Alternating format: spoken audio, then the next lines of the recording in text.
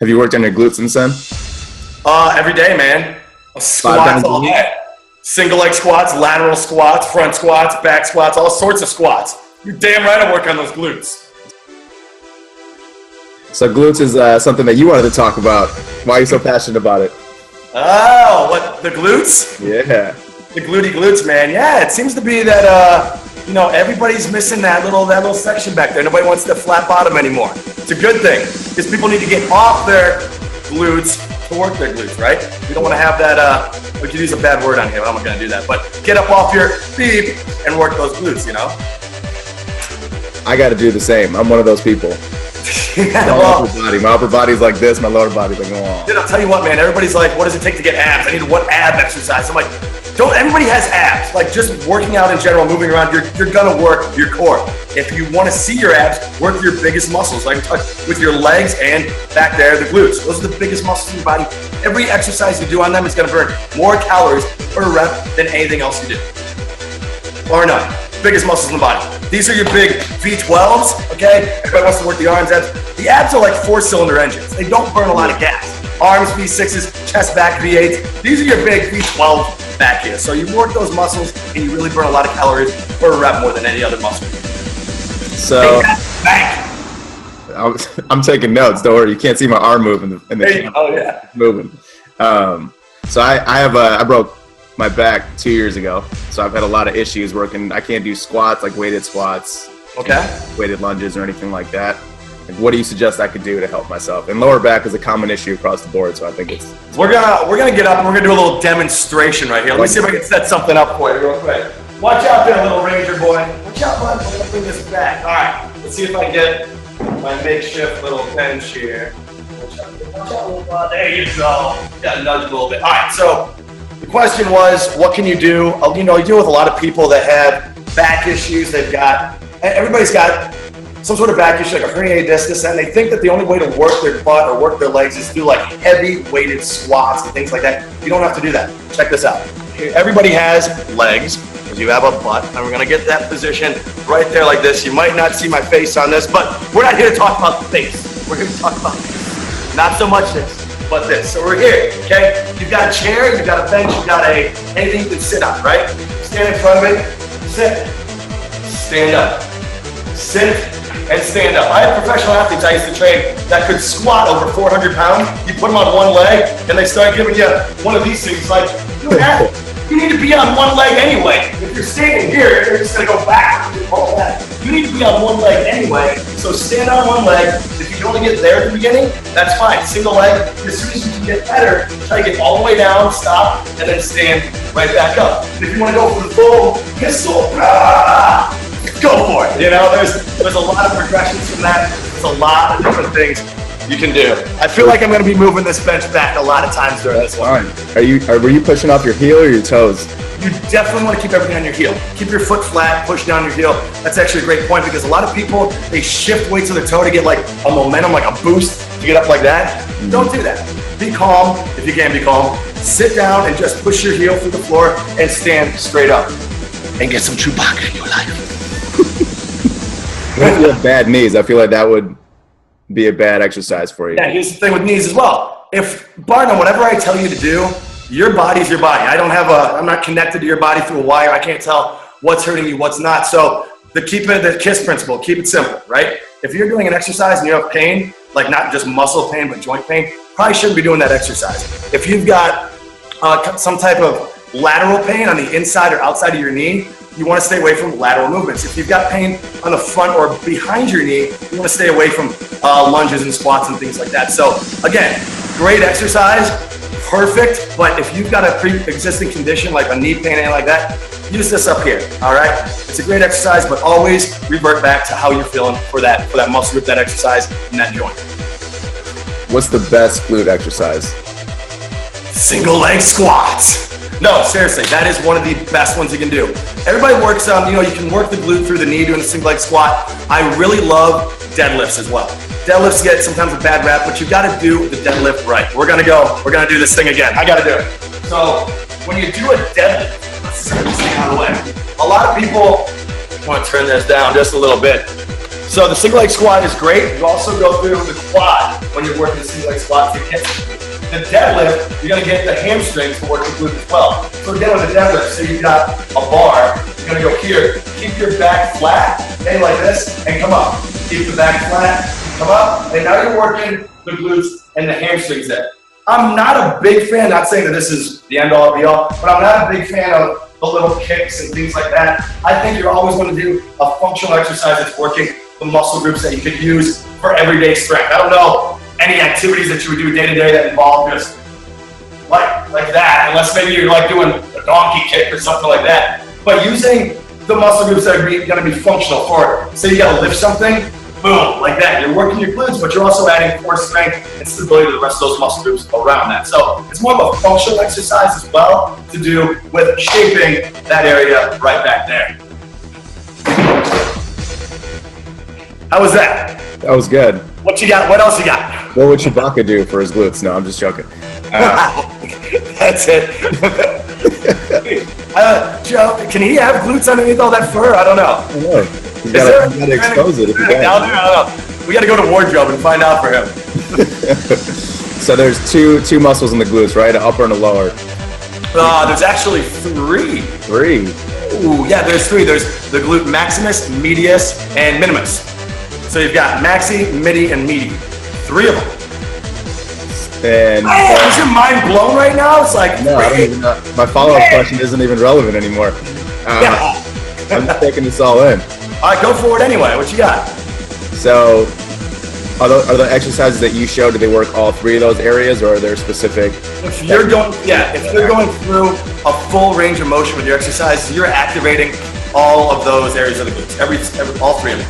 If you're kind of shortening it up a little bit, you might hit a little bit more minimus and medius and things like that. If you start doing those little leg kicks, things like that, it's great and everything, but I think if you've got a solid program, don't just do a leg program or do a total body program. Do yourself a favor. Make sure you're doing a routine program with upper body, lower body, core, functional training throughout the whole thing, and you'll get enough glute activation during those exercises. And then after you've done your program and that's already mapped out for the week, if you want to add a little bit more after that, go for it. But if you've got a solid program with glutes involved and everything like that you're doing, you shouldn't really need anything else. You should be getting that stimulus within that workout if you're pushing yourself hard. So my girlfriend tells me I don't have a butt.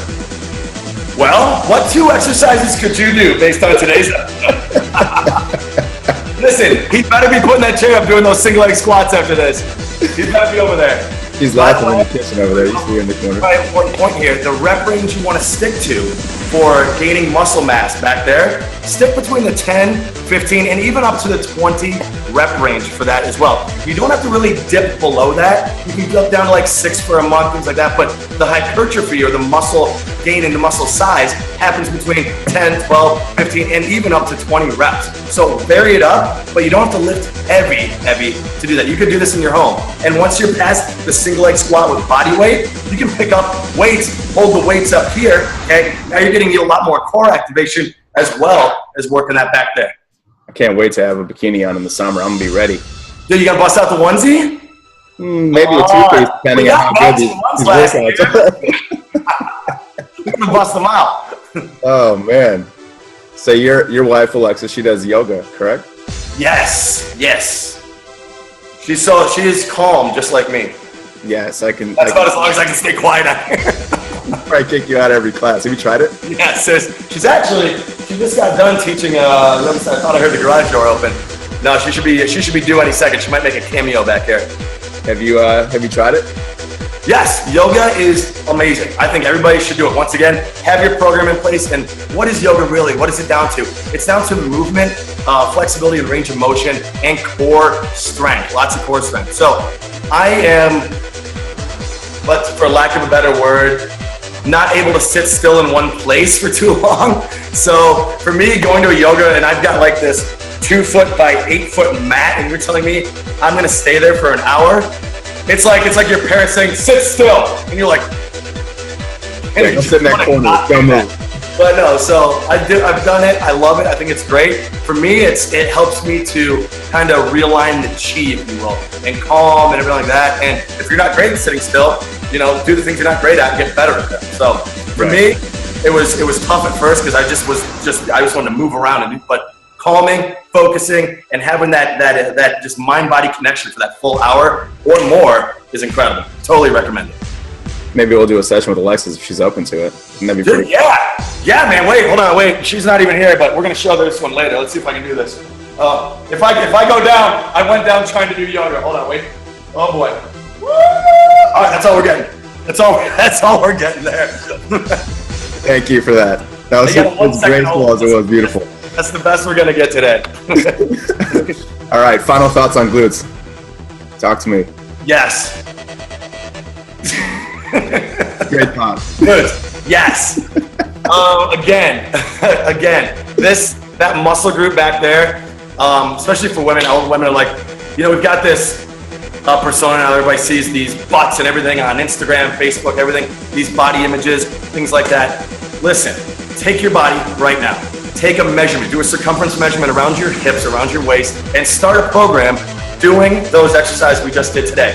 And every 6 to 8 weeks or so, do another measurement, And I guarantee you, if you are pushing yourself, I can tell you what exercise to do. If you go and do 1 rep and you're expecting the world to change, it's not gonna happen, all right? You need to take that, you need to apply it, and you need to push yourself beyond your capacities from the last workout every single time. So keep progressing, and that thing will grow. How many times a week would you suggest? At least start with at least throwing legs in once a week. If you're just a beginner, that's going to be enough, because I don't want you to get deterred from exercise. The first time you start anything, if I take a couple weeks off and I go do a spin class, I'm not going to walk right for a couple days. And if I'm not new to the fitness industry, I know that will subside, but somebody that's new might be like, oh, that just wrecked me. I'm just not cut out for this, and I just can't do it ever again. So don't jump in too fast. You're gonna be sore, but that will subside. So start with once a week. Go through the rest of your training program. Remember, we don't want to focus on one thing, we want to focus on the whole body. And then, if it's 4 days later, and you're like, all right, I'm feeling pretty good, feeling pretty strong, add another lower body or glute session. Go ahead, go for it. But always listen to your body. Always. Ideally, though, what would you strive for? How many times do you work it?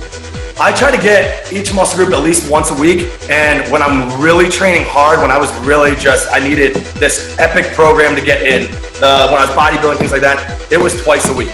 It was chest and back, it was legs, abs, it was arms, shoulders, and that repeated. It was a 6-day split, so that repeated. So it was Monday, Tuesday, Wednesday, I was done hitting every muscle group, and then Thursday, Friday, Saturday, I repeated that. So again, once a week, and then if you're working hard in training, that should be enough at the beginning, and then try to add twice a week. But again, it comes down to how much effort you're putting forth in that session. If you're just going through the motions and you're not really breathing hard, and you're just kind of like, this is fun, it should be fun, but you should be living, my glutes are on fire! And you're just like that. I'm sure Ranger's giving you that crooked eye right now. Just come on, dude. Come on, dude. What are you doing? What are you doing? Let me through this door. Oh my God. It's dude, I'm in a funny farm. I'm in the loony bin. Get me out of here. Oh man, this has been great. Yeah. I'll give you your morning back. No, dude, no worries. Cheers, man. Get that coffee in the system. It's time to go. I sadly have some privately labeled Safeway branded water that I'll share with you. Cheers. Oh, there you go. I like that. Cheers. So let's recap real quick. Glutes. We talked about the single leg squat. We talked about the deadlift. It doesn't stop there, okay? You can do barbell squats. I love front squats. Holding weight right here. Stand up and down. Just want to show Chewbacca again. Look at that guy. Stand up, down. Lunges too. Take some weights in your hand and just go for a walk. Safety points, remember, you want to keep your heels on the ground for squats and lunges, things like that. When you're doing a lunge, don't let your knee extend beyond your toe. So if you're here, okay, a lunge, you should be, put this down just a touch. You should be here with a squat, a lunge. Don't push there. All right, let's try to show the shoe. There we go. I'll get these guys on there. You don't want to push past, we'll try this again, right there. Past your toe, you don't want that. When you step, you should step right there. As I'm saying step, do a step up as well. That's another big one for the glutes right back there. So I'm the biggest fan of single leg squats, deadlifts, then you start getting your front and your back loaded squats and your lunges as well. And that should fire you right up. I'm fired up right now. I'm sweating underneath this hoodie right now. I'm ready to go. You don't want to see me take this off, though. Yeah, there we go. No, we're going to get there. Oh, we're going to get there.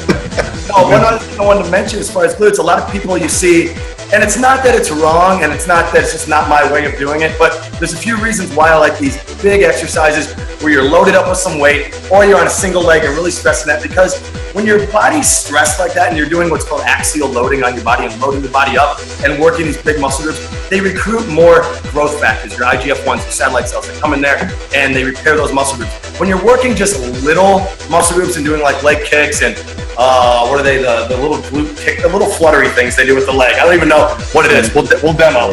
The little, wait for it. Oh, the mule kicks? Yeah, like when you're doing that, you're isolating, but you're not recruiting enough to really tell that muscle to grow.